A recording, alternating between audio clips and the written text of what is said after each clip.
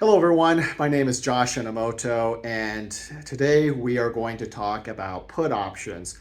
Hopefully you watched the prior video of the breakdown of the call option. And when you think about a put option, it's exactly it's the same concept but inverse. Okay, so just a quick refresher: call option, it gives you the right but not the obligation to buy the underlying security at the listed strike price. And a put option is exactly like that, but it gives you the right but not the obligation to sell the underlying security at the listed strike price. And of course, you pay a premium as a buyer of a put. You pay a premium for the privilege of selling the underlying stock at the listed strike price. Conversely, on the other side of the transaction, there is a put writer or put seller. And the put seller receives income by receiving the premium that you, the buyer, are paying. So there are two ways, two beneficiaries, or 2 points of action here when it comes to a put option, just like a call option. As a buyer of a put, you are speculating that the stock will go down. When the stock goes down, you become profitable. On the other side of the equation, the put writer or put seller is underwriting the risk that the stock will go sideways or move higher even. At that point, the option becomes worthless, and the put seller or writer gets to keep the entire premium. So that's what is going on. And like in the prior video, I think to draw out this visually will be much more helpful in fully understanding or getting a better understanding of what a put option is. So it's very much like a call option, but we have to reverse our thinking, because with the put option, we become profitable as the stock goes down. As a buyer put, we become profitable as the stock goes down. So let's write a profit and loss diagram.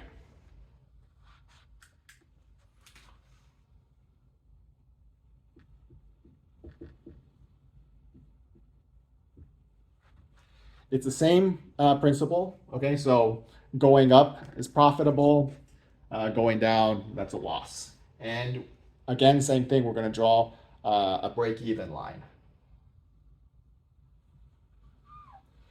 We're going to use easy numbers again, and we're going to talk about the fictional XYZ stock, which is priced at $100 in the open market.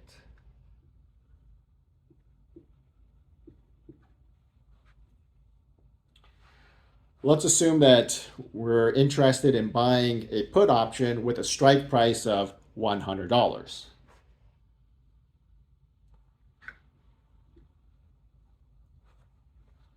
However, we can't just buy a premium for free. We can't buy a put option for free. We, of course, have to pay a premium for that privilege. Let's assume again the premium is $10, just like in our call option example, a $10 premium.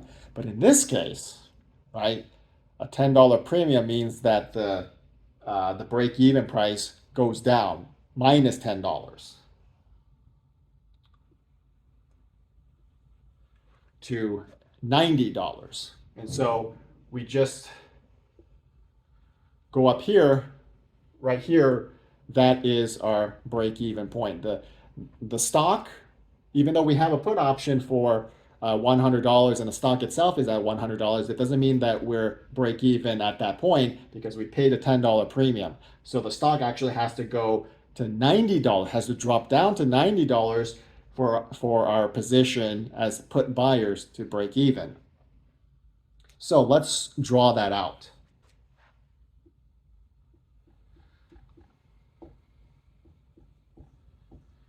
So any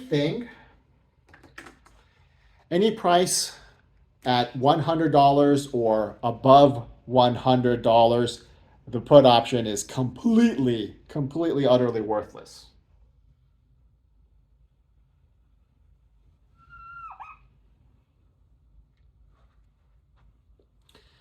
However, as the stock goes down incrementally, let's just say it released earnings and the earnings results didn't match Wall Street's expectations, and the market is now sour on XYZ stock, the stock price may go down and down.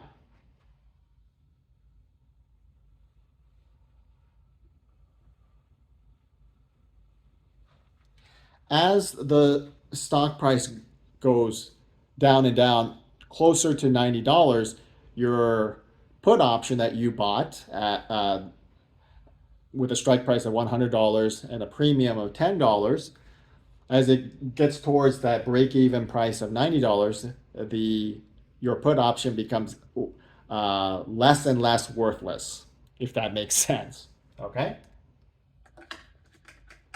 And now, and this is the part about put options.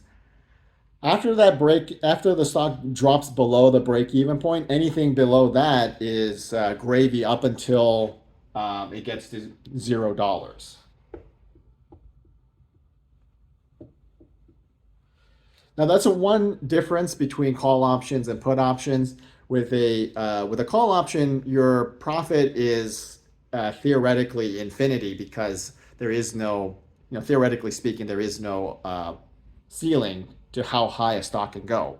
With the put option, your profit is not infinity, because the lowest that a stock can go is, of course, $0. It can't go, a stock price cannot go into like negative, $50 or something like that. So there is no, a put option. When you buy a put option, it does actually have a defined maximum profitability, because again, the stock cannot go below $0.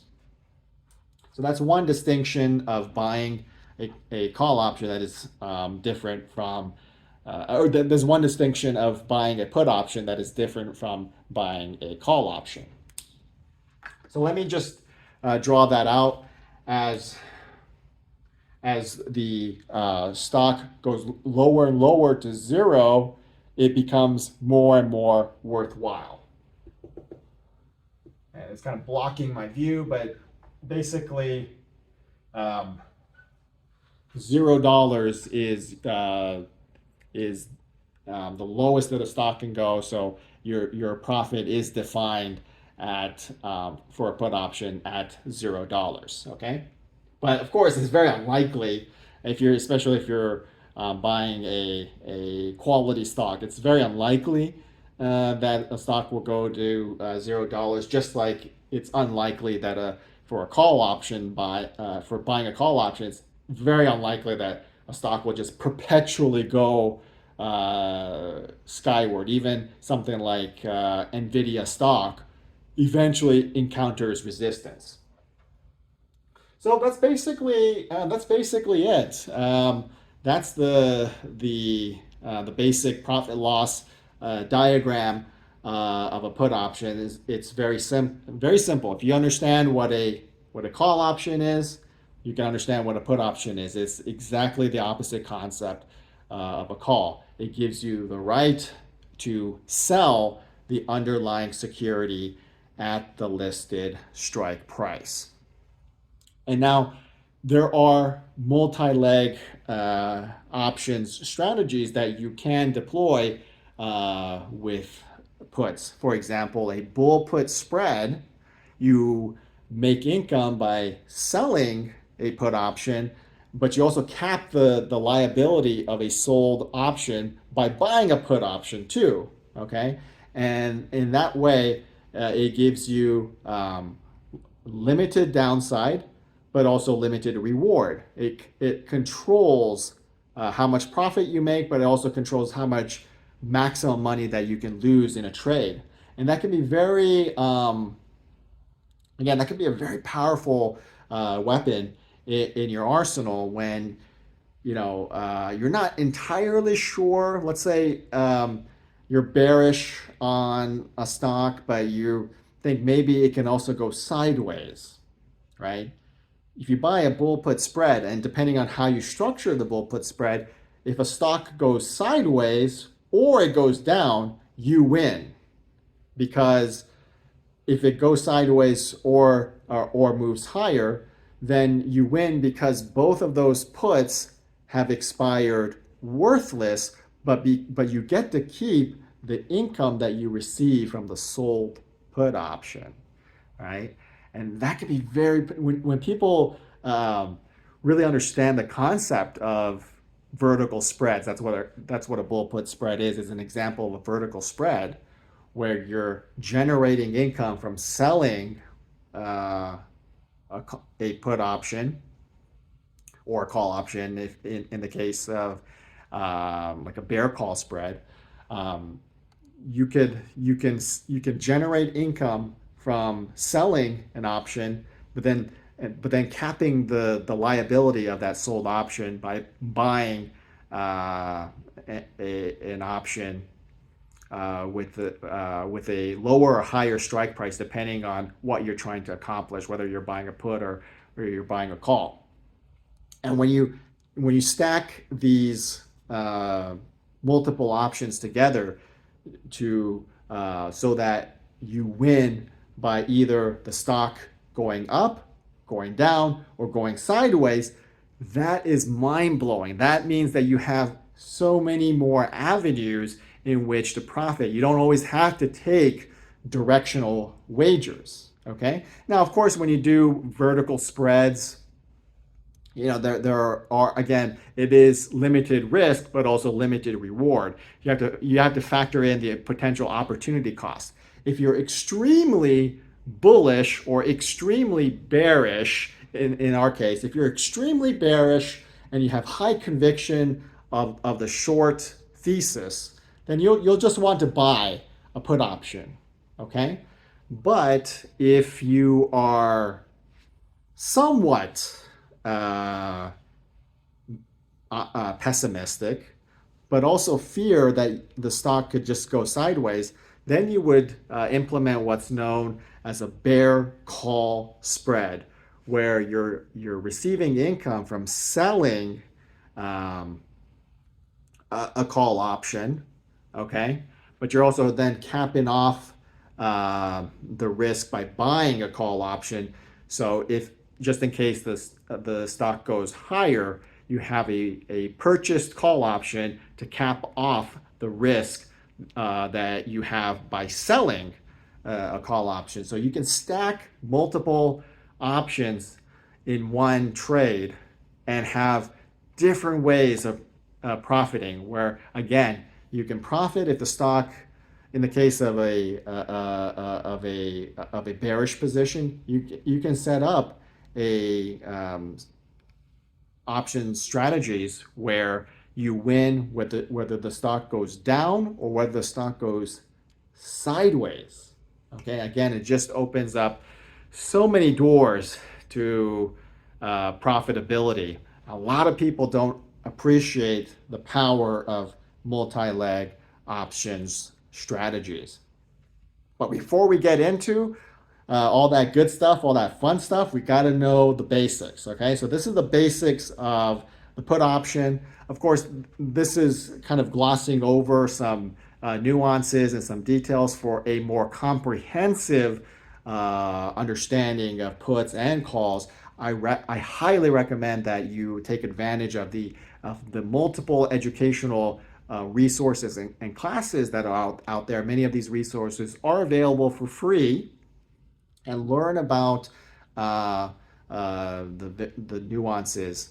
But this is, this will get you up to speed, and that's what we're trying to do here, is just to get everyone up to speed. Now that we understand what a call and what a put option is, now we're going to get into some of the fun stuff. So that will be for the next video.